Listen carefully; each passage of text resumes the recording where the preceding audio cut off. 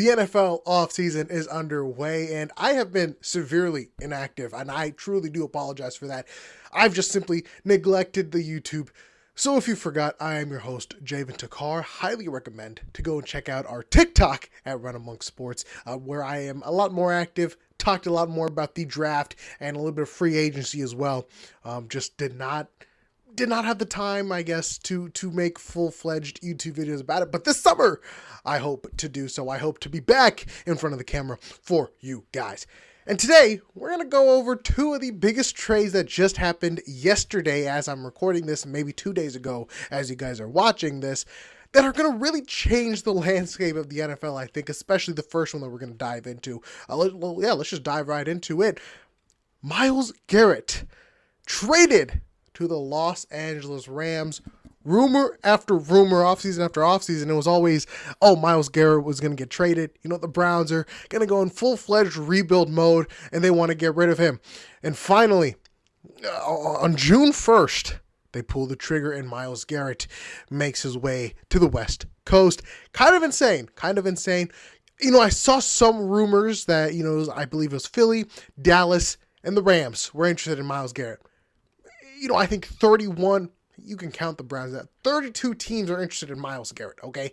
That's not a shocker. And I really didn't think much of it, totally overlooked it. Nothing doesn't happen FC. But apparently, Cleveland decided, sure, let's do it. Let's get rid of maybe the best player in franchise history, Myles Garrett. And the return, I think, could have been better, in my opinion. They got Jared Verse, a 27 first-round pick, a 28 second-round pick, and a 29 third-round pick. So 3 picks and a young defensive edge rusher. I don't want to say he's, Myles Garrett. I would say he's Myles Garrett adjacent, sure. Both edge rushers. Jared Verse was the rookie of the year, right? Defensive rookie of the year. Really, the Browns kind of moved on from Garrett. The Rams, though, they pretty much pack-a-punched Jared Verse and just boosted him, juiced him up. Boom. And now you've got a maybe the best NFL player on maybe the best NFL team. And you're pairing the reigning defensive player of the year with the reigning MVP, Matthew Stafford. Just an absurd team the Rams have got. Garrett, Byron Young, who's coming off of a 12-sack year, being on the other side of that. Kobe Turner and Puna Ford inside. That's a handful for offensive lines. And now there's whispers that Aaron Donald might be coming back, so you've got the current best defensive player in the league, and then maybe one of the best defensive players of all time. The Rams are just building a crazy super team. They're building the Avengers on the D-line, and that's not even thinking about their offense, which, like I said, MVP, Matthew Stafford, Puka Nacua, a top 3 receiver, maybe the best receiver, too, in the league with Devontae Adams, the best red zone threat, for sure. He just seems to get open and finds the end zone. And just that team is so nasty. And this is also a team coming off of a trade for Trent McDuffie. So you've got Trent McDuffie. They signed Jalen Watkins. Great new additions in the secondary. You've got Cameron Kitchens, Cam Curl, Emmanuel Forbes. It doesn't matter who's on the back end. They only got to cover their guy for a couple of yards before Myles Garrett wreaks havoc and somebody gets home and pressures the quarterback. Teams have to be on their toes. It's going to be nasty. That Rams defense is going to be nasty. Their motto has always been F them picks. And they're sticking to it. They're sticking with their guns, and you've got to applaud what they are doing. What is the hit rate of draft picks, really? They picked early this season in the draft. They were at pick number, 13, I want to say. And they took quarterback Ty Simpson, which kind of came as a shocker to a lot of folks. But now people are arguing maybe them picking Simpson kind of alluded to them making this trade for Garrett because, listen, they're not going to be picking this high for a very long time. And they don't have to worry about next year. They don't have to worry about 28. They don't have to worry about quarterback. The post-Stafford days, they're hoping, relies on Ty Simpson. And you'll still have Puka Nacua there. You'll still have Sean McVay there. So it's very interesting and very smart what the Rams are doing. And it could potentially work out. Really, nobody knows until the post Stafford days, which is really what you're gearing up to. Now, Garrett is also, getting older, but he's not slowing down. So you can't even think about the post Garrett days quite yet.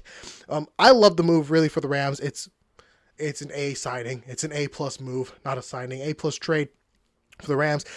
As for the Browns, I really am surprised you couldn't get more. I'm really surprised you couldn't get 2 first-round picks. Now, the rumor mill goes that the Eagles offered Jalen Carter for Myles Garrett, and the Browns rejected that offer.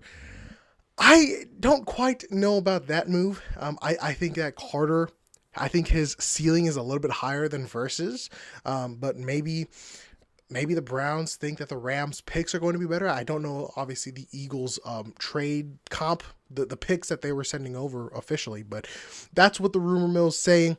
I'm surprised you couldn't get 2 or more first-round picks for Myles Garrett. I love the 27 first-round pick. I think next year's class is going to be really talented. But the thing is, the Rams are picking so late into the first round that it is almost like it's not worth trading Garrett to them, because this first round pick is going to be late. The second round pick in 28 is going to be late. And then that third round pick in 29, we'll see if Stafford is still around by then. So I'm really surprised with the thought process there for Cleveland, trading with LA, knowing that those picks are going to be, in the late 20s, maybe 32. Picking up Myles Garrett in this extremely competitive division, the NFC West, is big. It's so big, and you see these defensive growing. You saw that what Seattle's defense just did this year with all those young guys, with Mac McDonald. They're going to be a dominant force for a very long time. So how do you stop a great defense? You have an even better one. So that's why going out and getting McDuffie, going out and getting Garrett. Now you're able to compete with these defenses and force these offenses to get better, which I'll probably see down the road with these divisions.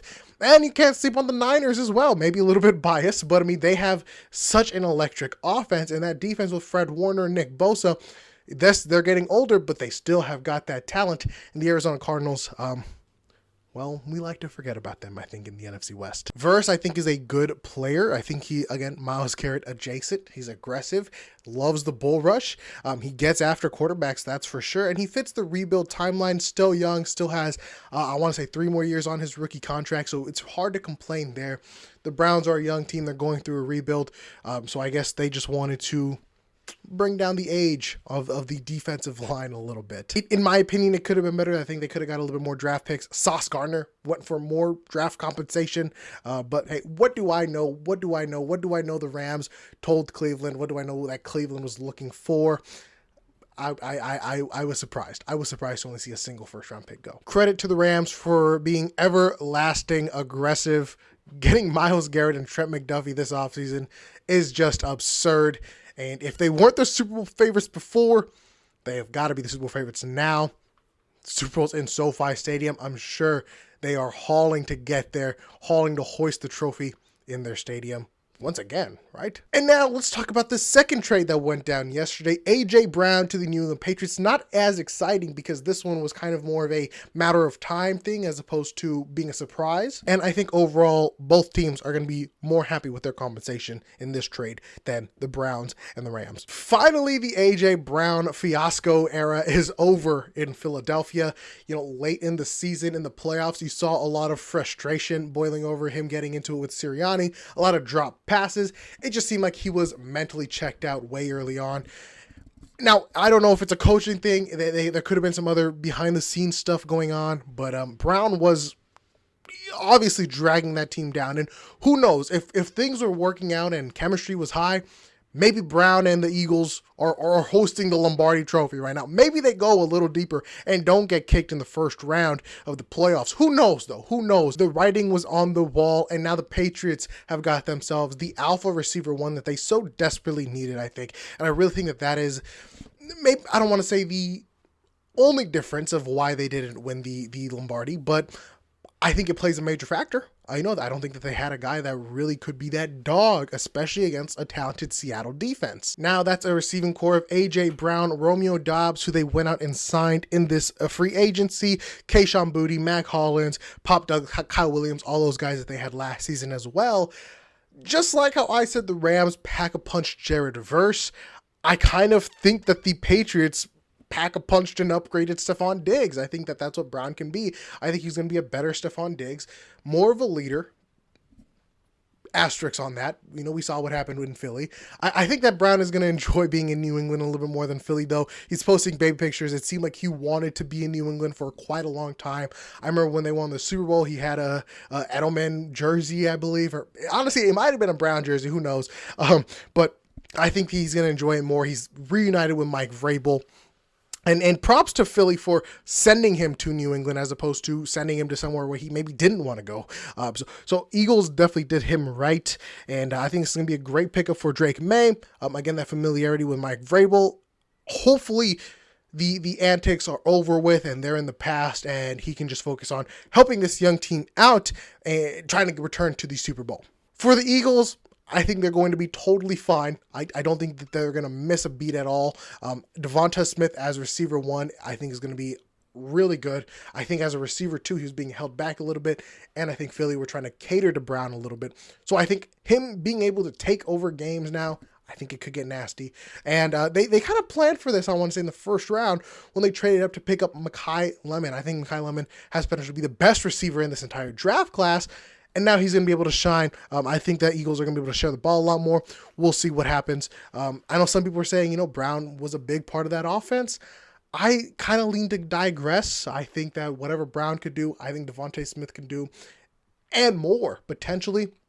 Yes, he was a big body receiver, but he never really played with those strong hands, and we saw that in the latter half of the season with those drops and such. So Devonta Smith, receiver 1, I think is going to be really good for Philly. And they added on Dontavian Wicks, Hollywood Brown, Elijah Moore, if you want to still believe that propaganda.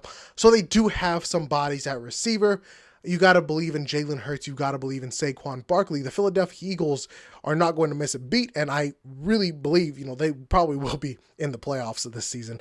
Not a problem at all there. Getting a first-round pick is a good return. I guess I didn't mention what they got. They got a 28 first-round pick, which I don't love as much as a 27 first-round pick, but maybe they're banking on New England contending this year and being worse in 28.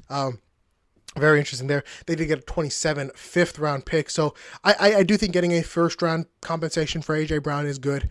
That'll do it for this video. Thank you so much for making it this far. If you did so, make sure you subscribe, leave a like, and leave a comment. I love chatting it up with you guys. And while you're down there, take a look in the description where you see my other social medias. Again, I highly recommend and encourage checking out the TikTok. I'm a lot more consistent on there, talking about big news and such. I hope to see you guys before summer ends. I hope to be a lot more consistent and push out a lot more videos for you guys. So being sure to comment and such makes me know that you guys are enjoying this. You guys like my videos, and I will push them out for you. With that, I hope you have a great rest of your day. I'll see y'all next time. Peace out.